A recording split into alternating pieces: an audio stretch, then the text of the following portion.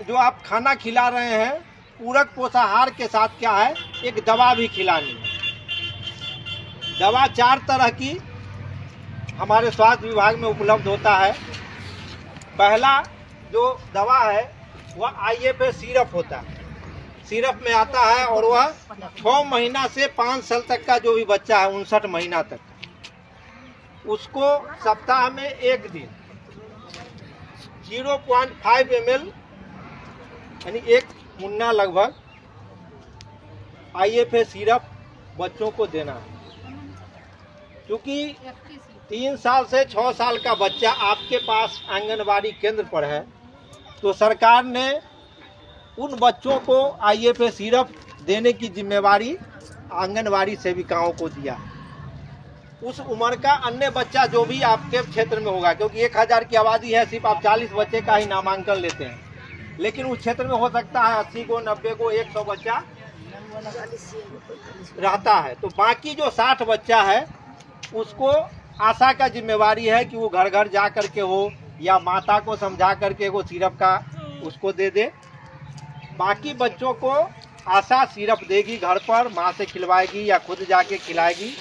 जो बच्चा आपके आंगनबाड़ी केंद्र पर है 3 से 6 साल का, उसको आपकी जिम्मेवारी है कि IFA सिरप सप्ताह में एक दिन बुधवार उसको 1 चम्मच देना है। किस उम्र के बच्चों को देना है? 3 साल से 5 साल तक, क्योंकि आपके पास 6 साल तक है। टैबलेट हम एक बार दिए थे, टैबलेट आप लोगों के ले गए होंगे यहाँ से, लेकिन सिरप पूरे साल में हमारे पास नहीं आया। एक बार दूसरा सिरप आया है तो हम कुछ आशा को बांटे हैं, कुछ आशा खिला रही है। लेकिन जितना डिमांड है यहाँ 10,000 बच्चे हैं इस एज ग्रुप में, और 10,000 सिरप हमको मिलना चाहिए था, जिसमें 1 साल में 200 सिरप हमको आया। दूसरी दवा जो आपसे जुड़ा हुआ है वह है IFA का टैबलेट है, जो 5 साल से ऊपर और 9 साल तक के बच्चों को देना है। वह सिरप यानी वह टैबलेट हम नीचे दे दिए हैं। 5 साल से ऊपर वाला बच्चा, 9 साल वाला बच्चा हम लोग नहीं, वही बता रहे, 5 साल से 9 साल तक का वो दवा है। लेकिन आपके पास 5 साल से 6 साल तक ही बच्चा रहेगा, तो उसी को आपको खाली वो टैबलेट खिलाना है, बाकी लोगों को नहीं खिलाना। यानी 5 साल से 6 साल का जो बच्चा है उसको बुधवार के बुधवार 1 टैबलेट आयरन का आपको खिलाना है। और बाकी जो 6 साल से 9 साल है या 5 साल से 6 साल का और बच्चा फील्ड में है, उसको आशा खिलाना। आपको जो 40 बच्चा में 5 साल से 6 साल का जो बच्चा होगा, सिर्फ उसी बच्चा को सप्ताह में एक दिन बुधवार को खाना उना जब उसको खिला देते हैं, उसके बाद 1 टैबलेट देना है। और इतनी ही जिम्मेवारी आपकी है। उसके बाद हमारे पास जो दवा तीसरी तरह की आती है आयरन की, वह है 9 साल से ऊपर के सभी बच्चों के लिए, किशोरी के लिए वह IFA ब्लू टैबलेट है। तो आपके पास शायद 3 या 4 किशोरी भी निबंधित रहती है, जिसका नाम आप लोग लिखे हुए हैं। उन किशोरी अब नहीं है जो हो, लेकिन किशोरी क्योंकि आप ही की समाज की है, तो आपके पास भी वो टैबलेट रहेगा, ब्लू टैबलेट। बाकी तो हम आशा को देंगे। और दूसरा चीज़ है कि आपके पास स्टोर भी रहेगा। आशा तो आती है महीने महीने हमारे पास, हम उसको देंगे, लेकिन जब ख़त्म हो जाएगा तो आपके पास रहेगा, वहाँ से लेकर के वो क्षेत्र में जाके किशोरी को, क्योंकि किशोरी में अगर खून की कमी होगी तो मान लीजिए कि किशोरी है, शादी होने वाली है, उसके बाद उसको बच्चा होना है, अगर उस समय खून की कमी उसको हो जाएगी तो बच्चे को भी जब वो गर्भवती होगी परेशानी होता है। इसीलिए किशोरी को निश्चित रूप से वो आयरन खाना चाहिए। और चौथी दवा जो हमारे पास है IFA रेड की है। IFA रेड हम गर्भवती और जो माँ बनी हुई है, जिनको बच्चा है, जो दूध पिलाती है बच्चे को, उनको हम लोग IFA रेड देते हैं। 180 टैबलेट हम लोग कैल्शियम का देते हैं और 240 टैबलेट आयरन का देते हैं गर्भकाल के समय। जब पहली बार हमारे यहाँ 9 तारीख को वो जांच कराने आती है, या जहाँ भी टीकाकरण केंद्र है वहाँ पर जब वो जांच पहली बार कराने आती है, टीडी लेती है या टीटी लेती है, उसी समय 240 आयरन का और कैल्शियम का 180 टैबलेट, आप लोग भी चूँकि टीकाकरण में रहते हैं तो देख लिया कीजिए, एएनएम से उसको एक ही बार में सारा टैबलेट दिवा देना है। और ये भी थोड़ा सा ध्यान देना है कि ले करके खाती नहीं है गर्भवती से, ले जाती है लेके ताखा पर रख देती है और खाती नहीं है। जब यहाँ जब डिलीवरी के लिए हमारे पास आती है तो पता चलता है उसके शरीर में खूने नहीं। पिछली बार जब एक सदर हॉस्पिटल में केस आया था, उसको मात्र 4 पॉइंट खून था और सिजेरियन बच्चा होना था। कोई डॉक्टर रिस्क नहीं लिया कि इसको ऑपरेशन, हम खूने नहीं है तो ऑपरेशन कहाँ से होगा, तो रिस्क नहीं लिया। लेकिन क्योंकि सदर हॉस्पिटल था, वो डॉक्टर किया, लेकिन माँ बच्चा दोनों बच गया।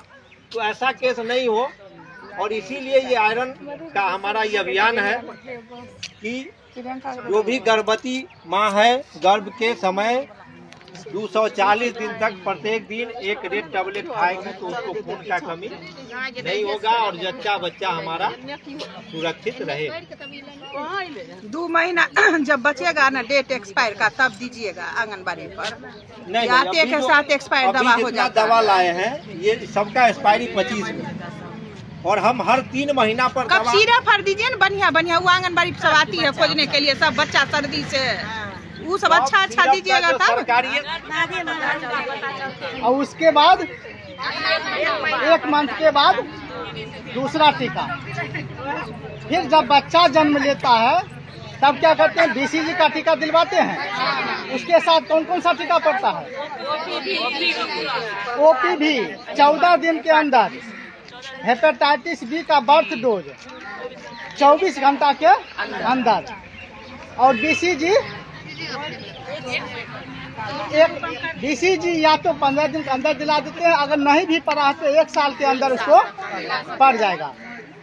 फिर उसके बाद 6 सप्ताह में कितना टीका दिलाते हैं, 5। कौन कौन, OPV, rota virus, fIPV, PCV और पेंटाफास्ट। अब एक चीज जान लीजिए कि 5 टीका है, लेकिन उसमें है 10 बीमारी से बचाव। उसके बाद आपका 10 सप्ताह में OPV second, rota virus second, penta second, 3 ही टीका पड़ता है 10 सप्ताह में।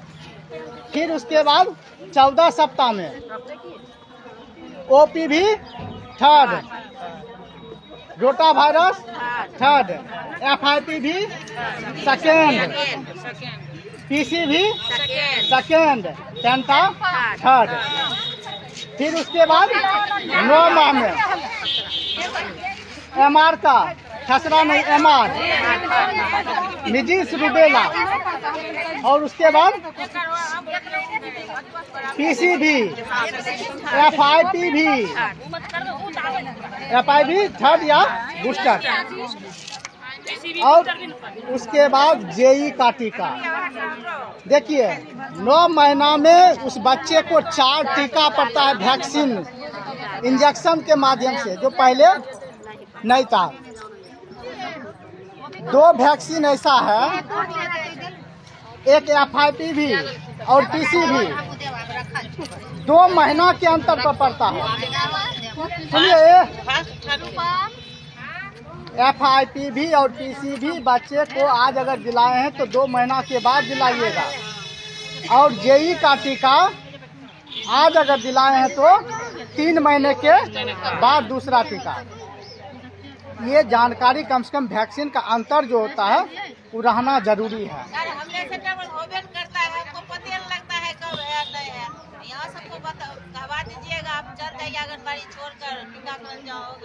सुनिए, आपके सेंटर पर नहीं होता है, हम लोग के सेंटर पर नहीं होता है। आप लोग जो है ना